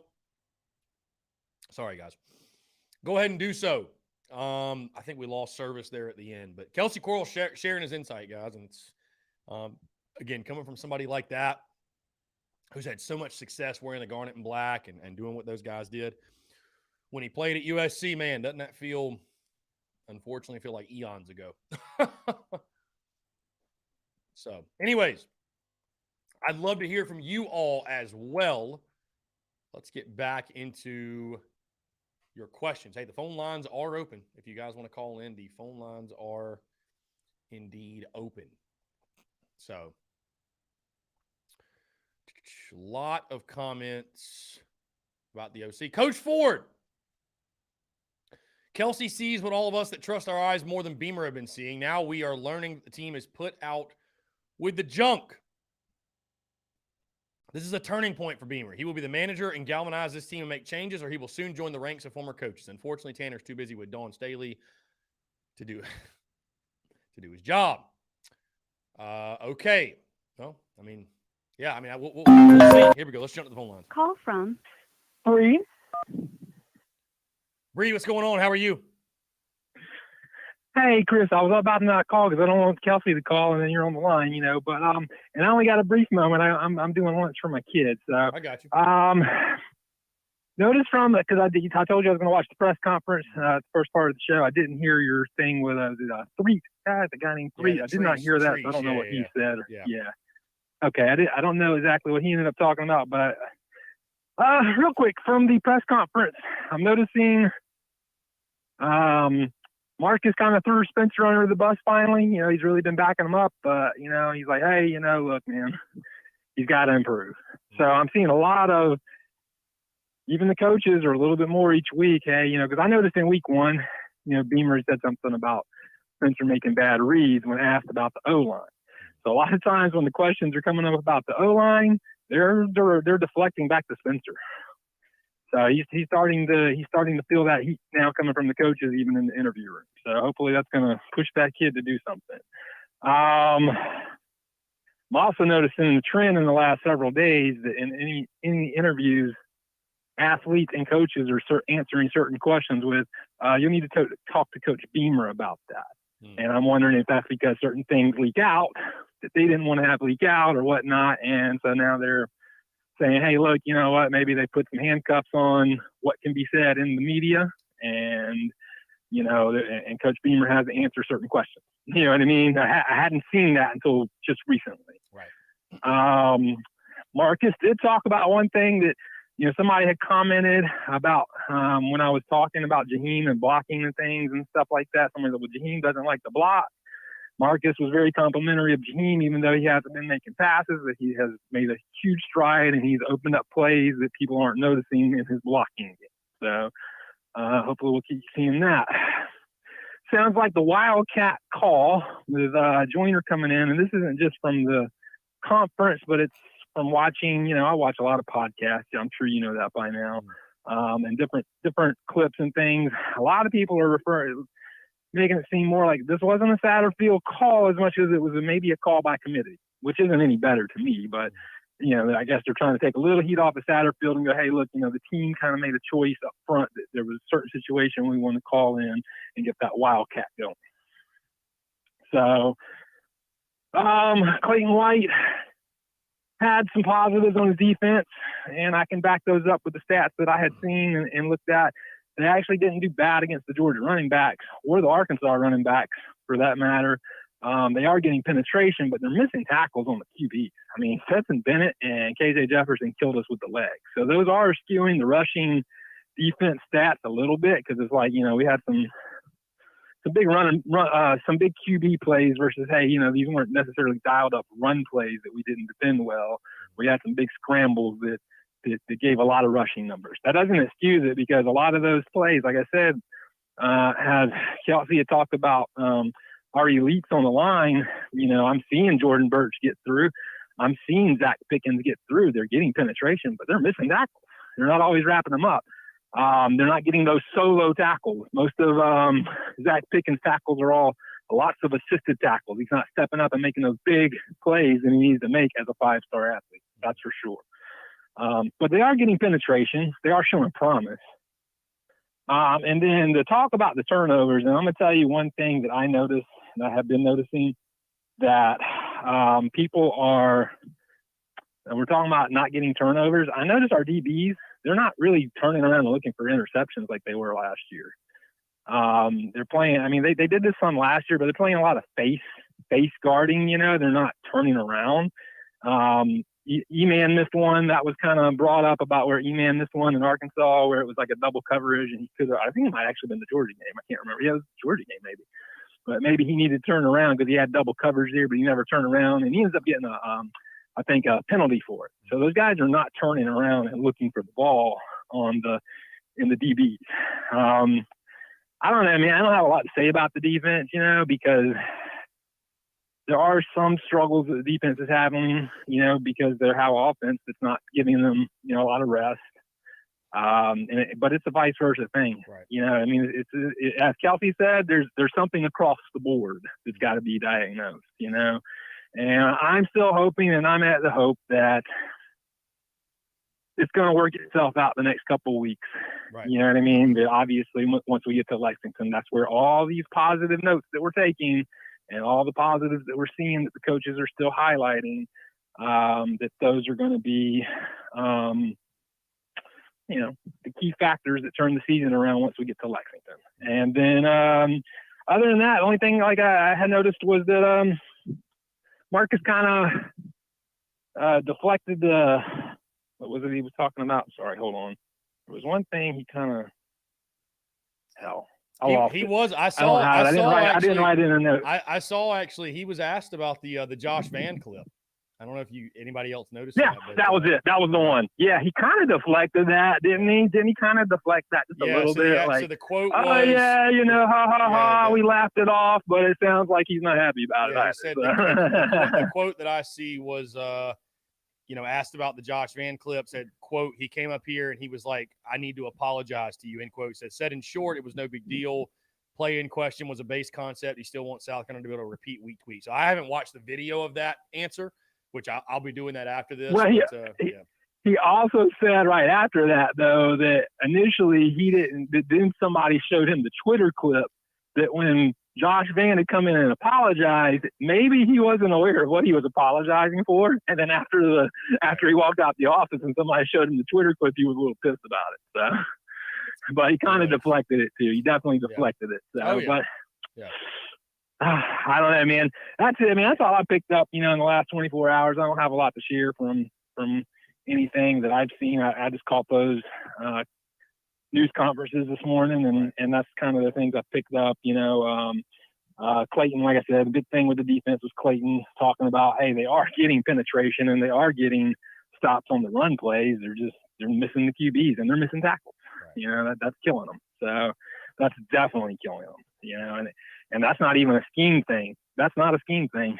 You know, if the guys are in position and they're missing the tackles and they're missing the interceptions that are there, that's a little bit on the players as well, you know. So that's that, like, I don't know, E-Man stepping up, right? Like Kelsey's talking about, he's got that heart. He's there to play for Columbia, and he's making all these hits, man. He's physical. And maybe the other players aren't playing for the right reason. They're not turning around and being as physical as they need to be. They're in the right position. They're not making the tackles. Right. I don't know. So hopefully that gets fixed. If it doesn't, it's a bad season, guys. I'm telling you. Yeah. No, if those things don't get fixed, it's a bad season. Yeah, no, indeed. I agree with you. Bree, I appreciate the call. Insightful as always. Yep, I got to go. Yeah, we'll definitely talk soon. Later. I appreciate it. Thank you so much. Let's get to a couple of texts we've got here, guys. Somebody texted in my prediction for the game this Saturday, South Carolina 45, Charlotte 21. We have the potential to score many more points than that, but I just can't predict it until I see it happen in a game. I think it's going to take 50-plus points on offense to satisfy our fan base, though. I don't even know if that – I don't know if that will satisfy. Let's see. Here we go. We got another text from a 404 number. Everything our offense does looks so hard. We run the ball and the defense is in the hole. We throw out in the flats and the defender is there to meet the receiver. We throw the ball anywhere else. Every pass is defended. If we catch it, we're tackling the spot. If we don't score 50 and score on every possession, we truly are in big trouble. Actually, that was yesterday. Today's text says, assuming we win the next 2 games and beat Mizzou and Vandy, we're going to have to steal a game from Tennessee, A&M, Kentucky, or Florida. Who do you think is our best chance? That's a great question. Because I picked you in the preseason to beat Kentucky and Florida.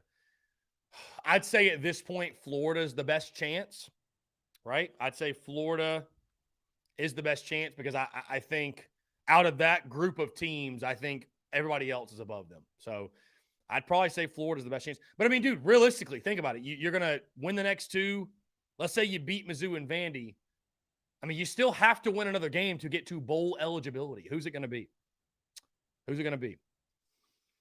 Got another text. Will Rattler be able to keep calm under pressure against Charlotte?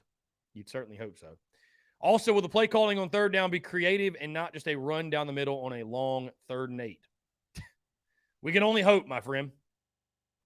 We can only hope. Anyways, guys, phone lines are still open. I want to say thank you to Kelsey Quarles, man, for calling in. That's so cool. So cool to get Kelsey's perspective and insight and everything else.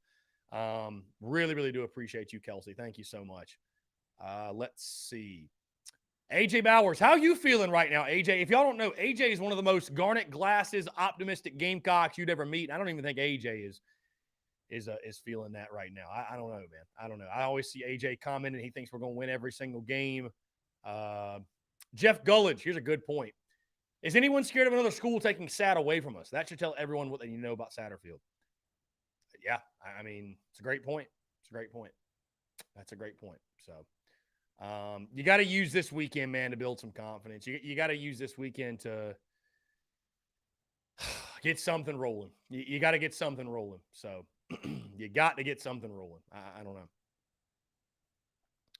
Hunter Johnson says, I still think GA's they got to go after. Clayton will be fine. We just don't have an offense that doesn't go 3 and out, 4 straight drives to start the game. Yeah, I mean, listen, I understand it's a team game. I really, really do. But I just feel like the entire football team's not playing well, dude. It's not. I mean, it's a big time offensive deal, like for sure. It's a big time thing on the offense, but I don't know, man. I don't know. It's just brutal, man. It's just brutal. It's tough. It's tough to talk about. It's tough to watch. I think I saw Austin Greer comment earlier about apathy possibly setting in. I don't know. I don't know that we're at that point. I don't know that we're at that point. I mean, listen, I think a lot less folks are excited about these next 2 games, right? I think so.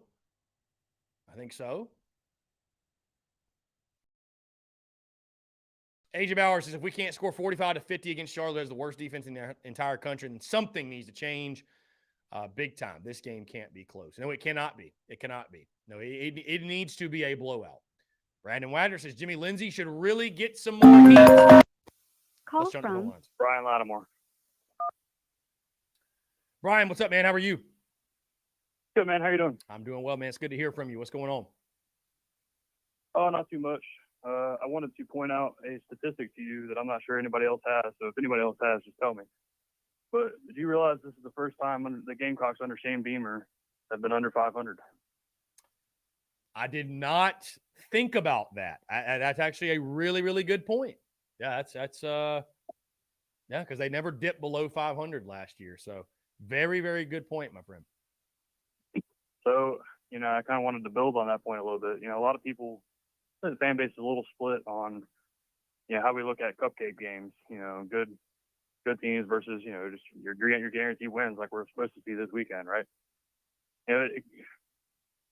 The good part about having those cupcake games at the beginning of the season, like a lot of other teams do, is it gives you that chance to get into your rhythm.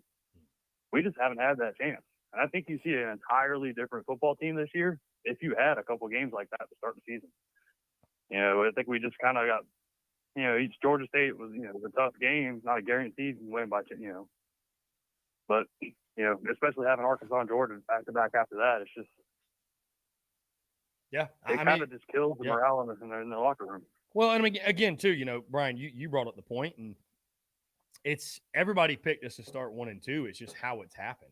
But to your point, I mean, I continue to go back to the Georgia State game. It's like, if we had looked impressive against Georgia State and then lost the next two exactly the same way we had, I think the mood's different.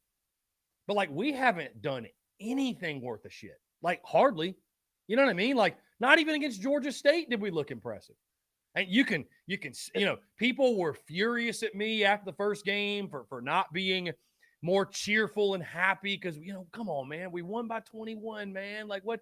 You find some joy, like everybody. But it's like, nah, man. Like it just we look like shit. The offense still looks like trash. Like, that was the whole reasoning why I felt that way, And so now we go into this Charlotte game or we leave this Georgia game. We have nothing positive to cling to, hardly. The only positive thing we've really done this year is block a couple punts and run a couple successful fakes. That's like all we've done. Yeah, for sure. I mean, you look at like last year with, starting the season with EIU, even when we struggled a little bit there, but, it's good to have a game like that. I feel like, the progression of a game, itself, think about like the quarterback position, right? It's good to start off with, a quick, easy pass, something to instill some confidence into the player to go out there and continue to build on that, throughout the game. If you go out there and just fall on your face in the first play, that just kind of builds up in the opposite direction. Season, I look at the same exact way. We just didn't start out hot against Georgia State, and then, the last 2 weeks has just been brutal. So I'm really hoping that we get some of that momentum this weekend. We start figuring some of these things out. Because ideally, you like to start at the beginning of the season, but, this season's not lost. This is exactly where we expect it to be record-wise. You just got to get the confidence built up. I think that's really just the biggest thing across the board is confidence in the players themselves, self-confidence for them, but also confidence in the players around them. Like Rattler does not look comfortable. Everybody's kind of pointed that out, just called in, talked about it. He doesn't look comfortable with the people around him. Those guys have to have a chance to gel and really just understand that, hey, those guys in front of me are going to do their job. Whether they do or not, it's a play-by-play situation. Sometimes people are just going to get sacks. It happens, right? But for the most part, you got to have confidence that those guys in front of you are going to do your job. And those guys in front of you and your receivers or whatever, they got to have confidence that their quarterback's going to do their job. Spencer needs to stick in there. And I said that multiple times throughout the game, too. He's just running away from the pocket. You got a good pocket there. You got to step up, stand in the pocket, and make the throw. Yeah, man, I'm just sitting here thinking while you're saying all that. It's just like, I don't know, man. Like, why do we make offense look so hard? It's just like, man, you'd think it's like the hardest thing ever to score points. And it's just, I don't know. I don't know, man. I don't know. Yeah. I mean, all I know is this: we need to score 50 plus 2 straight weeks. That's it. We just badly need to. We badly need to.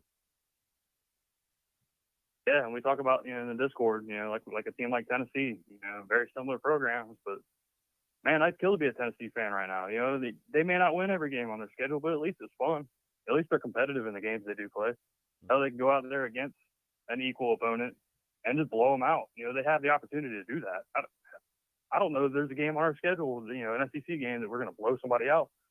Hell, even Vandy's look good at times. So, I need to see improvement before I can even believe that that's capable, a capable option. Yeah. Yeah, and again, the way the schedule sets up, man, it's just tough because, we've got a comment here from M. Colt Outdoors. I think he puts it beautifully. He just says these next 2 games only matter if we lose. In my mind, they can't score enough for it to matter. Kentucky game is what I'm waiting for to see if we can possibly improve. That's probably the harsh truth, too. I mean, obviously, again, we'll be locked in on it and looking for certain things and all that. But I tell you, if you think the fan base is – and I don't think the fan base is checked out. I don't. But, the fan base is kind of up in arms right now. But I tell you, man, if we talked about it over the summer, right? Like, what would be the mood if you go in the bye week 3-3, 0-3 in SEC play? It's just going to be brutal. So you're not going to beat Kentucky if it doesn't start this weekend and then go into next weekend and you go into Kentucky hopefully healthy, confident, clicking. and then you can pull off a big win. But it starts this weekend, no doubt.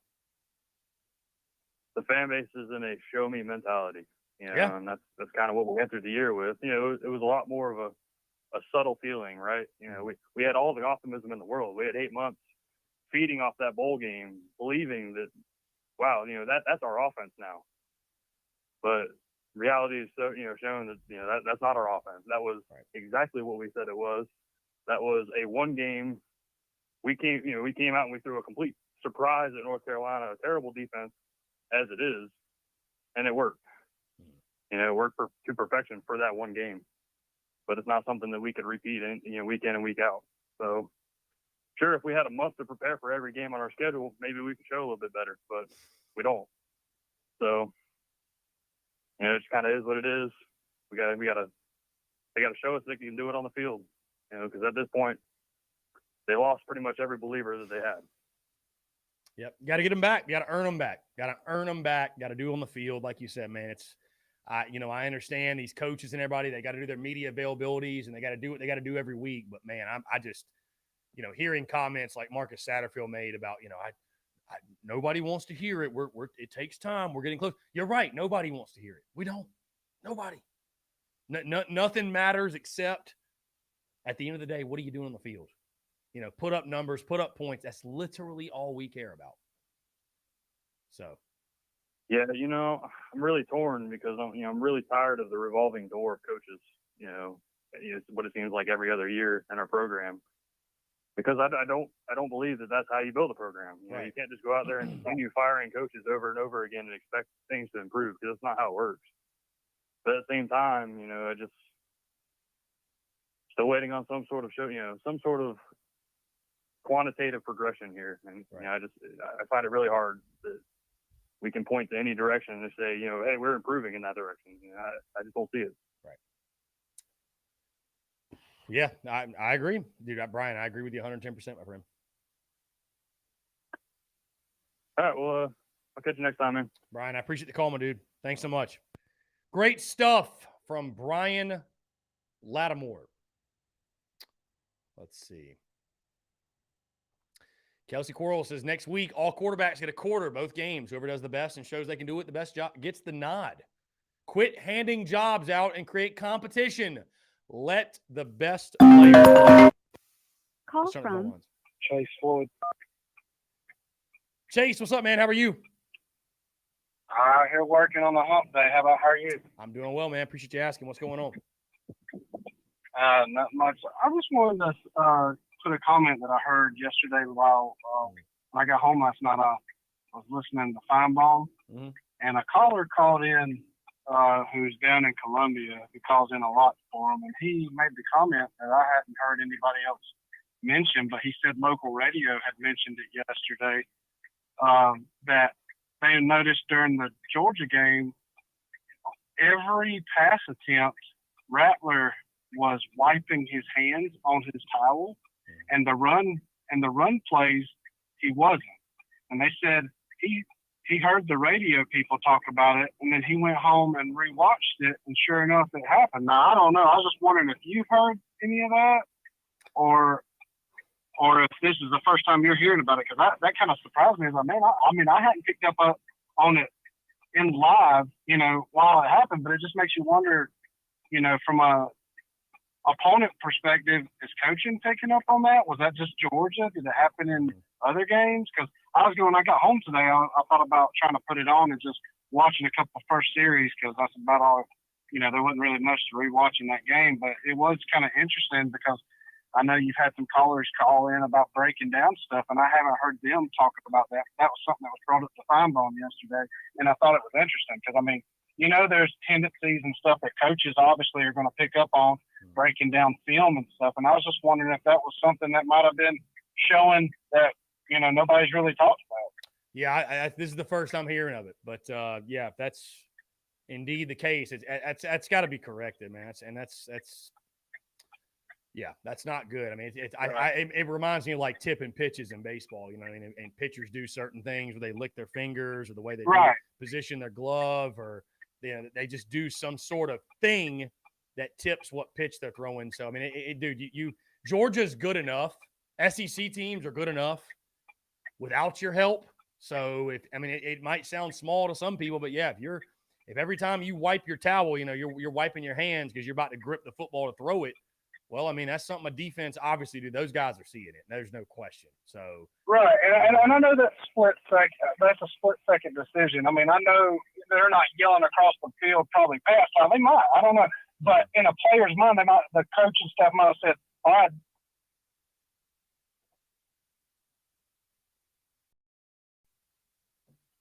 Did we just lose Chase there? Chase Floyd. Everybody else has said, not just him, but it is interesting hearing Satterfield and them putting a little more pressure on him, because we're going into week 4, and these next 2 weeks are very critical in just getting basically practice reps. Now you better show up and show out. Right. But like you said, the meat of the schedule is going into Kentucky, and if we want to have any type of success or even a bowl game, we got to kick it into another gear, or not just one, but maybe 2 gears next half the season. And I hate to wish the season away like that, because my God, we've waited for months for this, and it's just hopefully these next 2 weeks, little stuff like that can get corrected, because there's not going to be any easier games going after these next 2. So It's very critical. So I'll take it off the air because I got to get back on the road, but I'll be listening like always. So, yeah, man, go Cox. Love the show. Thanks, Kelsey, for calling in. That was awesome. Chase, I'll talk to you later, Chris. Yeah, appreciate you, man. You're the best. Appreciate it. Great stuff from our guy, Chase Floyd, fellow Big Cock Club member. Appreciate Chase. Yeah, that's I did not hear that until now. So if Spencer's indeed doing that, that's got to be fixed. It's got to be fixed. Bottom line. Tim Dorn says, "What's up with the Big Spur show?" Tim, I don't know. What do you mean? I don't. I'm literally confused. I would assume we'll probably go back on there either tomorrow or Friday. Or maybe we won't go on this week. Heck, I don't know. Let's jump the phone lines here. Call from Rebecca. To accept, press. Rebecca, what's going on? How are you? Good. Sorry, I could get through. I've been wanting to talk football, and you got my number blocked, and I had to use my grandfather's number. Anyway, I knew that we was going to get beat by Georgia. I knew we was.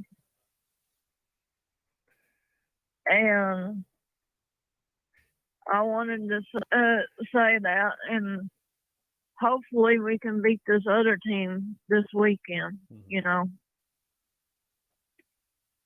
And yeah, we need a big win for sure. We need a very big win, no doubt. Right. Definitely.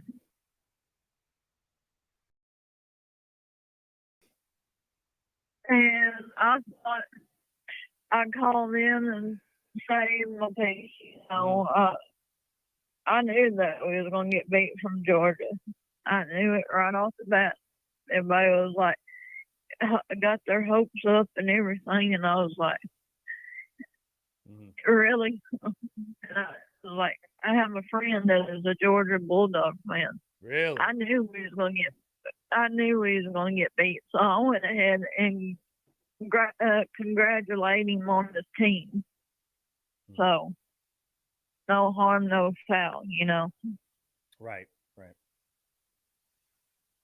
Because there ain't no sense in ruining a relationship with a friend or anything over a football game or anything like that. You know what I'm saying? No lies told. You're right. No lies told. So, who is it that we play and what channel? We got Charlotte. Time? We got Charlotte Saturday night, 7:30 kickoff on ESPNU. Okay. Hopefully I got that because I'm going to be somewhere this weekend. That's besides the point. But thank you for letting me know.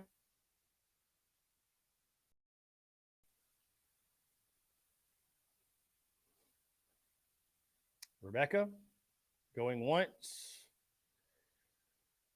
Rebecca going twice. Rebecca going 3 times. Rebecca is off the line. Here we go. Okay, we got 2 minutes to go, guys. Appreciate you all tuning in. Somebody said, I'm not even going to read it, but Rebecca, that was Rebecca. Justin Martin says, hey, I sent you a text message. Justin, I appreciate you, my guy. Justin says, Shane Beamer must get his arms around the offensive coordinator, else the season may flop. I don't like where South Carolina football is headed. Justin, not many of us do. I think if you can bounce back and have a pair of like 40-point wins, I think it'll at least have us feeling a little bit better and some hope and optimism going into the Kentucky game. Because that's where the season's going to come to a head. I mean, that's what it really comes down to. Guys, I haven't even mentioned this throughout the show, but check out the podcast that dropped this morning, episode 705, full takeaways from Shane Beamer's press conference. Of course, best bet and SEC gambling picks for week 4. Also, fantastic conversation with Michael Bratton of That SEC podcast. I appreciate SEC Mike taking the time.